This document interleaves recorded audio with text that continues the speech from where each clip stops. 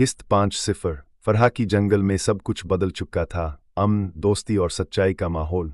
फरहा अब सिर्फ एक दोस्त नहीं, एक मिसाल बन चुकी थी। वो एक दिन नानी अलिफालू ने फरहा को बुलाया और कहा, बेटा, तुमने जंगल को बहुत कुछ दिया है, अब वक्त है कि तुम खुद को भी कुछ दो।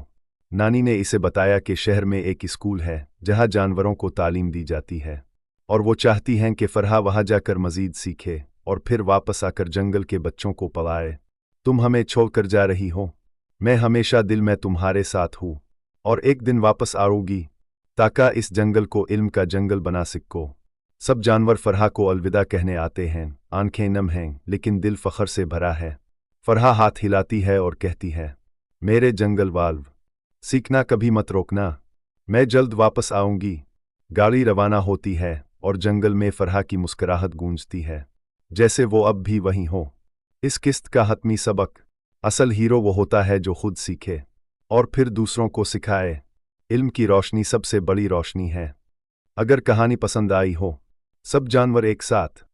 अगर आपको फरहा की कहानी पसंद आई हो, हमारे चैनल को ज़रूर सब्सक्राइब करें ताकि हम और कहानियाँ और सबक आमोज सफ़र अब तक ला सके।